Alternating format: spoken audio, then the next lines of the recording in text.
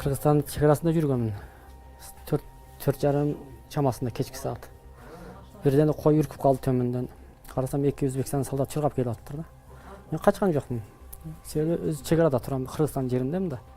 Келип эле алдыма келип учурашты. Учурашканда асыман катты. Асыман каткандан кийин артында келип аткан айтты, өзүн атып сал деди. Эки чекин азат ташатты, анан мутум атты.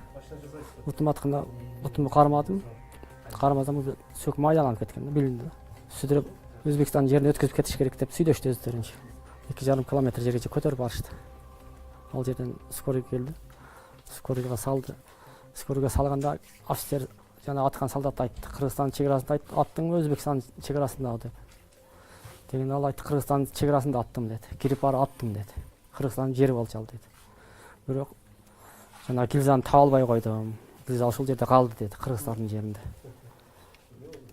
Дегенде бекер эле Кыргызстан жерине барып атыпсың деди да. Дегенде артындагы бала айтты, мен аттып, мен айтканмын деди. Мен ат деген анан бул аткан деди. Abi yani çok korktum. Aldı da yani.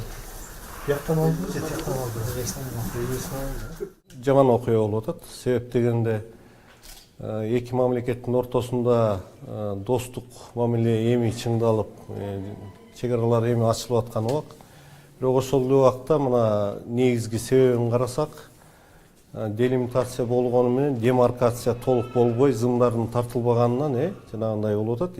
Анан эң негизги бул жердеги маселе Өзбекстан Республикасынын чегара кызматкерлеринин канчалык укук бузгандыгын аныкташыбыз керек.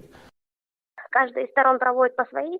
Факт боюнча өзбек тарап өзүнчө, биз өзүнчө бир тараптуу иликтөө иштерин жүргүзүп жатабыз. Ошол иликтөөлөрдүн жыйынтыгы чыккандан кийин гана бир нерсе деп айта алабыз.